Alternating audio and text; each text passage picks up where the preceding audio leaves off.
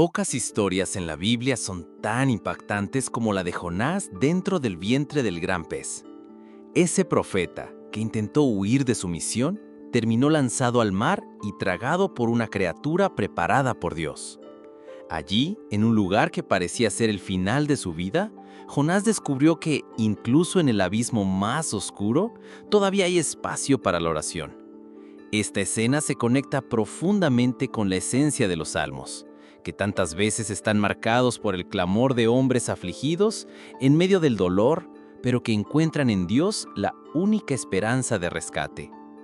En el vientre del pez, el salmo que nace de la oración más profunda, nos invita a sumergirnos en ese encuentro entre la desesperación humana y la misericordia divina, mostrando cómo los clamores de Jonás resuenan como verdaderos salmos de arrepentimiento, fe y transformación. Lo más impresionante es notar cómo Jonás, en su angustia, no recurrió a palabras comunes, sino a lo que ya estaba grabado en el corazón del pueblo de Israel: los cantos inspirados, los salmos. Su oración, registrada en Jonás 2, está llena de expresiones que recuerdan directamente a los salmos de lamento y súplica. Esto nos enseña algo precioso. En tiempos de angustia, cuando nos faltan palabras, los salmos se convierten en el lenguaje del alma. Ellos expresan dolores, arrepentimientos y esperanzas que muchas veces ni siquiera logramos formular solos. Jonás, en el vientre del pez, encontró su voz en los ecos de los salmos. La imagen del vientre del pez es una metáfora poderosa. Imagínate allí, en la oscuridad, sin horizonte, sin suelo firme, sin ningún recurso humano para apoyarte. Era como estar en una tumba estando aún en vida. El salmista, en distintos momentos, describe sensaciones semejantes, como en el Salmo 88, donde leemos: «Soy contado entre los que bajan a la fosa. Soy como un hombre sin fuerzas». El sentimiento de Jonás dentro del pez era el mismo que el de tantos salmistas que clamaban en medio de las tinieblas del alma. Pero es justamente en ese lugar donde toda esperanza humana se extingue que nace la oración más sincera, más profunda, más verdadera. Fue en ese silencio opresor donde Jonás levantó su voz. El profeta no solo clamó por ayuda, sino que reconoció su condición. Así como David en el Salmo 51 confesó sus pecados tras el episodio con Betsabé, Jonás también se volvió al Señor con arrepentimiento. El vientre del pez se convirtió para él en el altar donde su rebeldía fue quebrantada. Y aquí está una de las mayores lecciones de esta historia. Muchas veces Dios nos lleva al vientre del pez no para destruirnos, sino para restaurarnos. Es en ese espacio de dolor y aislamiento donde somos confrontados con nuestras decisiones y redirigidos al camino de la obediencia. Los salmos de lamento están marcados por una estructura que Jonás también siguió. Primero la descripción del sufrimiento, después la súplica a Dios, enseguida el recuerdo de la fidelidad divina y por último, la confianza en que el Señor responderá. Es exactamente lo que vemos en Jonás 2. Él habla de las aguas que casi lo ahogaron, del mar que lo rodeaba, de la sensación de estar en las profundidades. Luego eleva su súplica al Señor, recordando que, incluso desde el abismo, la oración llega hasta el templo santo de Dios.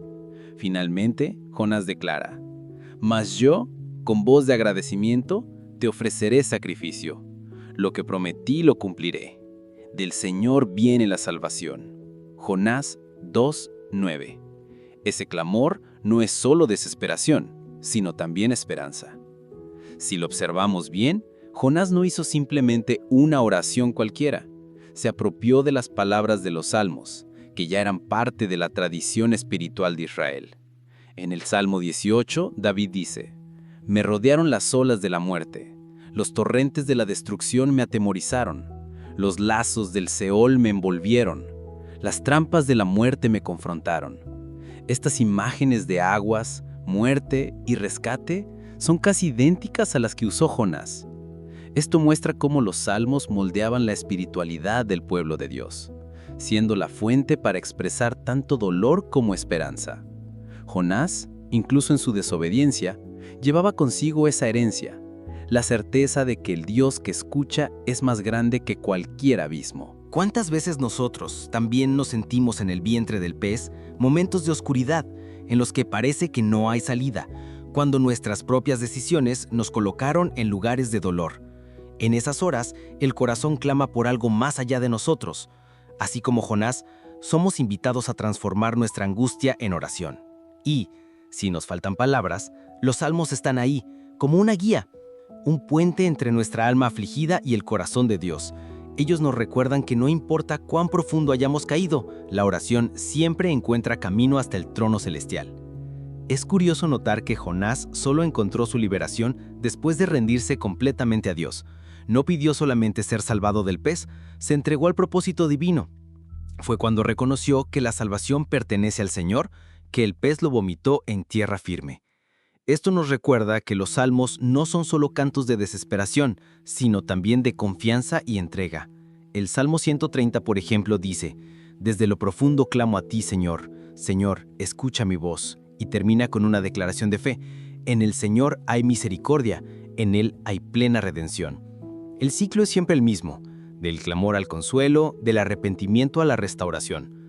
Otro punto profundo es cómo Jonás, incluso en su desobediencia, experimentó la gracia de Dios. Él había huido de su misión, rechazado el llamado y puesto en riesgo la vida de otros marineros.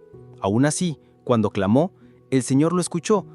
Esto es lo que también vemos en los Salmos: hombres imperfectos, llenos de fallas, pero que encuentran perdón y misericordia en Dios. El Salmo 32 celebra justamente eso: dichoso aquel cuya transgresión ha sido perdonada y cuyo pecado ha sido cubierto. La oración de Jonás, por lo tanto, es un recordatorio de que siempre hay esperanza, incluso cuando pensamos que hemos ido demasiado lejos. El vientre del pez puede ser visto como la figura del sepulcro, un lugar de muerte y silencio. No por nada Jesús usó esta historia como una señal profética de su propia muerte y resurrección. Él dijo: «Así como Jonás estuvo 3 días y 3 noches en el vientre del gran pez, así el Hijo del Hombre estará 3 días y 3 noches en el corazón de la tierra». Mateo 12:40. Aquí la conexión con los salmos se vuelve aún más poderosa, pues muchos de ellos apuntan al Mesías que sufriría, pero también resucitaría. El Salmo 16, por ejemplo, afirma: «Porque no dejarás mi alma en el Seol, ni permitirás que tu santo vea corrupción». Jonás, sin saberlo, estaba representando el mayor de los rescates, la victoria de Cristo sobre la muerte. De esta forma, la oración de Jonás no es solo un grito individual, sino un eco de lo que los salmistas ya vivían y de lo que Cristo consumaría.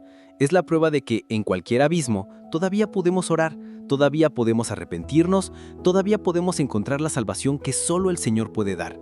La experiencia de Jonás nos muestra que la oración más profunda nace en los lugares más oscuros y que esos lugares pueden convertirse en el útero de nuestra transformación espiritual. El vientre del pez, que parecía ser el fin, fue en realidad el inicio de una nueva historia. Por lo tanto, al mirar a Jonás y a los Salmos, somos invitados a ver nuestros propios dolores de manera diferente. Lo que parecía ser solo castigo puede convertirse en corrección amorosa. Lo que parecía muerte puede transformarse en renacimiento. Lo que parecía silencio puede volverse canción. Y así como Jonás salió de las profundidades del pez para retomar su misión, nosotros también podemos salir de las profundidades de nuestro pecado, de nuestra angustia y de nuestra rebeldía para vivir el propósito de Dios. Pero para eso, es necesario hacer como Jonás hizo: orar con sinceridad, arrepentirse de verdad y confiar plenamente en el Señor. En el vientre del pez nació un salmo. No un salmo escrito en papel, sino grabado en el alma de un hombre que descubrió que la gracia de Dios es más grande que cualquier huida. Ese mismo salmo sigue vivo, resonando en nuestras vidas cuando doblamos las rodillas y, con lágrimas, clamamos al Señor.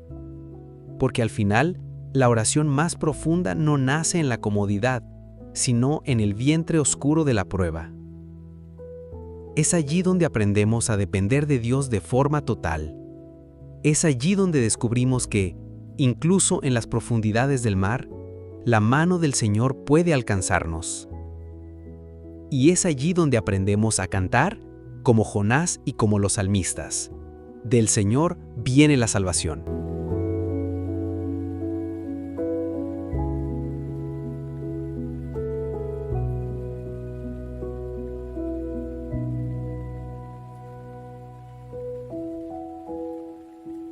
vida.